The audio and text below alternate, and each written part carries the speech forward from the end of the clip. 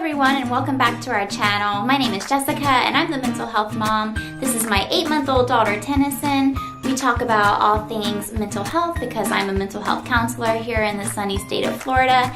We also talk about conscious living, motherhood of course, and today we're talking about cloth diapers. I am a very proud cloth diapering parent of my daughter. And there were lots of factors that went into my decision to cloth diaper. One was I wanted to reduce waste. Did you know that disposable diapers are the 3rd leading contributor to landfills within the world? That's a lot. 2, I wanted to reduce cost. Disposable diapers are a multi-billion-dollar industry. Let's all just take a moment to think about how much that actually is. Are you thinking about that? That's a lot. 3, I gave birth to this chick completely unmedicated, all natural, yet that is not nearly as scary to me as the thought of running out of diapers. Tell me, disposable diaper parents, what do you do when you run out of diapers? I can't even think about that right now. I never even wanted that to be an option. I didn't want to have to rely on realizing that I'm low on diapers and putting clothes on and makeup and running out to the store and getting more diapers. My thinking was that if I decide to cloth diaper my daughter and I realize I'm running low on cloth diapers, that means I just do a load of laundry. That easy, right? Yes, it really is that easy. I think a lot of people, including myself before I got into this, thought that cloth diapering was a really complex system and you had to be some sort of a laundry genius, which I am not. Just ask my husband. I've ruined lots of his really nice clothing by doing laundry. But I have never ruined a cloth diaper. So if I can do it, you can totally do it. In fact, I'm going to be making a whole series about cloth diapering, so tell me what you would like to see in this series. I'm going to cover all the basics about how many cloth diapers you really need. You don't need a crazy stash. Lots of people have crazy stashes. You don't need a crazy stash. I'm also going to be covering how much it actually costs. How much it costs for us. And covering things like how much space do you need in order to cloth diaper. You don't need a lot. And of course, traveling with cloth diapers, what are our favorite brands, all the fun stuff as well.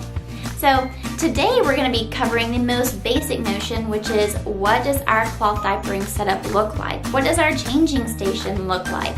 Honestly, we have an issue with space in our house, so we don't have a lot of options about having an elaborate or extravagant stash. We also don't even have room in her nursery for a changing station. We have to set her changing pad on top of her dresser, but it works perfectly fine with us, and I think it is a beautiful setup. So, if you're interested to see what our cloth diapering station looks like and it can aid you in any way in your cloth diapering stash and evaluating whether or not this is a good option for you, then stay tuned. Okay, so I'm gonna be doing a nursery tour later, but today I just wanted to give you a quick view of the layout of the nursery so that you could see exactly how much space we were working with. Her nursery, I believe, measures 10 by 12 feet, so it's a relatively small room. We definitely have to use space as a resource here, and therefore don't have room, like I said, for this large, extravagant stash that some people have.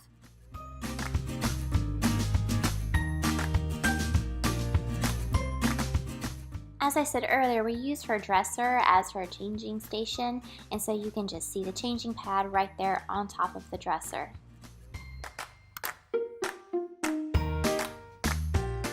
I'm going to be leaving a link below for all items mentioned in this video, but this hand sanitizer I use clearly every time I change her diaper, and I have had the same bottle since she was born. Now moving on to the wipes, we use reusable wipes, of course. We do have disposable wipes that we use occasionally, but this is primarily what we use. I got these off of a shop on Facebook called Little Guys Wipes. It is a work-from-home mother that uses flannel material and she hems the edges. We really love these. I bought 60 in all, and that's more than enough for us to get us through the week. You can see there are 3 designs: the bunny, the hedgehog, and a nautical theme.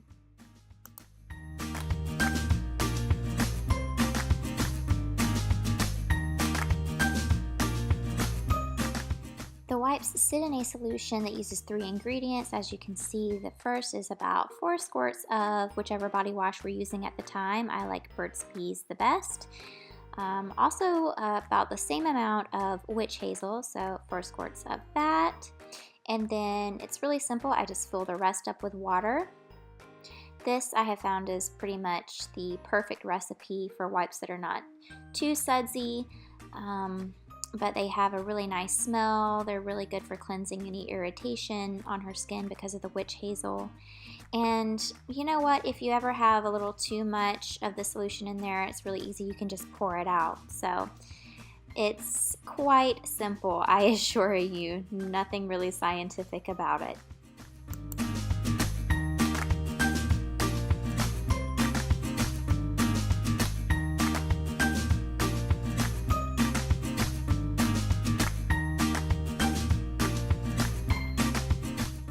Moving on to this top middle drawer, this is where we keep pre-folds, covers, and diaper liners. These are what we use the most of, so it's really convenient just to have them close by so we can change Tennyson in a hurry. So a lot of people will probably say that using cloth diaper liners means that you are not a cloth diapering purist, and I don't care. I can live with that because these liners make my life so much easier. When an infant is exclusively breastfed, their poop is water soluble, so you can just throw their diaper, poop and all, straight into the washer, and it will go down the drain and into your septic system. But once they start eating any amount of solid food, like, for example, Tennyson started at around 3.5 or 4 months, along with breastfeeding, of course, their poop is no longer water soluble, and so you have to either knock it off into the toilet or throw it in the trash. And what I have found is very, very easy and a great mom hack is just using these liners. I get them off of Amazon. They are made from bamboo, and they say they're flushable, but I don't run the risk of flushing them. I do throw these away. I feel better about throwing these away rather than a diaper, though, that takes 300 years to decompose, because this is just bamboo fibers. And this will actually allow the pee to go through onto the diaper pad, but it will catch the poop on top, and then you can just throw it away. Makes my life so much easier. And then you just throw the diaper pad into the laundry, and you don't have to worry about knocking the poop off into the toilet or spraying it. She really doesn't like the thought of knocking the poop off into the toilet, and I don't either. It's gross.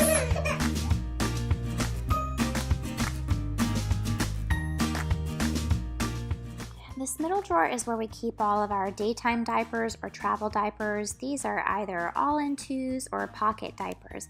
These are really convenient if we have a family member or friend that's going to be watching Tennyson for us. They're a little less complicated than the pre-folds and covers.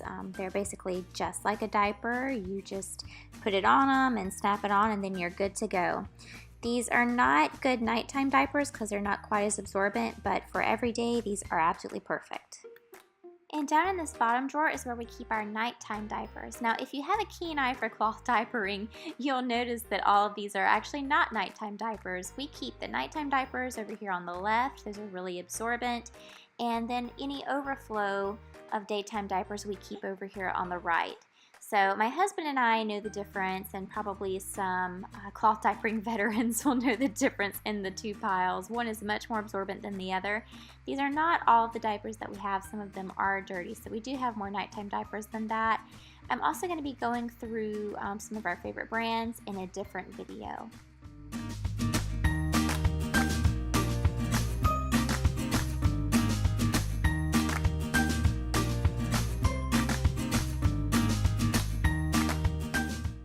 I like to think of this top drawer as my miscellaneous cloth diapering drawer. This is where I keep my extra inserts, my extra pre-folds, water wipes for the instance in which we run out of cloth wipes, and I also keep some bibs in here, which is kind of random, but we just happen to have the extra space, so why not?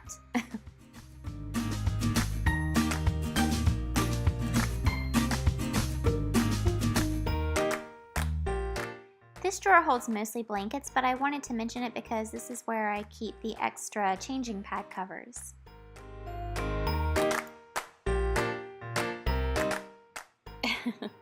And under the dresser in a very fancy Amazon box, you're gonna find my extra cotton inserts. I actually prefer the bamboo charcoal inserts to these, so I typically have them left over and I just store them down here.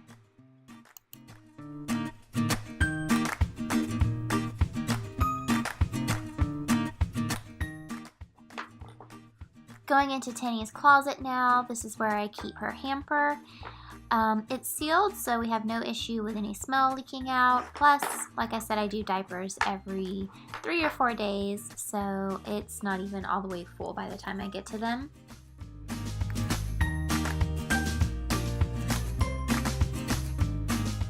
So you'll see down here a box of disposable Honest diapers we used while Tennyson was in the hospital.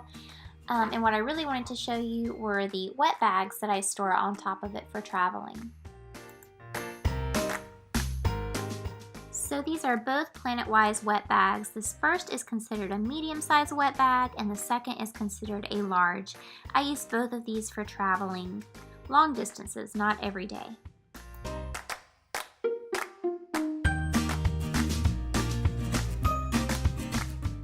Okay, last but certainly not least, this is one of my favorite items. It is a basket that I requested for my baby's shower and I got it. I keep the essentials in here. The nose Frida, by the way, is not an essential. I have never used anything less, honestly. I find that my pinky finger works best. And saline rinse for babies. I do use that quite often since the pollen is so bad right now. This is a small wet bag and I use this for our reusable wipes. I put it right in the diaper bag. You'll see I have a little bit of everything in this basket. The witch hazel that I was using earlier, I just keep it right in here so that if we ever need to go somewhere, all the things I need for making that solution for the wipes is just right in one place. It's so easy. Lotions, of course, a necessity for a baby. I love all the compartments. This is money well spent. I'm going to be leaving this linked below also. Diaper rash ointments. Honestly, Tenny rarely gets diaper rashes, but I did wash her diapers in our detergent once by accident, and she got a really bad diaper rash, so I keep those. The Frida Windy Gas Passer. Another thing that I regret buying. Lysol wipes to wipe down her changing pad after I take the cover off every time. Of course, the extra wipes. I'm telling you guys, this basket is just, it's one of my favorite items, and I think it's like 20-25 bucks. It's worth every penny. Rectal thermometer. And that's it. So as you can see, most of the essentials for cloth diapering I put in this basket, so it makes it really easy when we are going to be traveling or staying somewhere else overnight. I just pick the basket up and toss it in the car. It's so simple, you guys. I love that thing. Okay guys, thank you so much for joining us today. I hope you enjoyed the video. I hope you found it helpful. If you did, please give it a thumbs up. Also consider subscribing to our channel. Like I said, we're going to be putting out more videos on cloth diapering, and so I hope you'll jump on the bandwagon. Also, hit that little bell so that you can receive notifications to help you out with more content that's related to cloth diapering. If you have any questions, leave them in the comments section, and I hope you're having a wonderful day. We'll see you next time. Say bye. Say bye. Look right there and say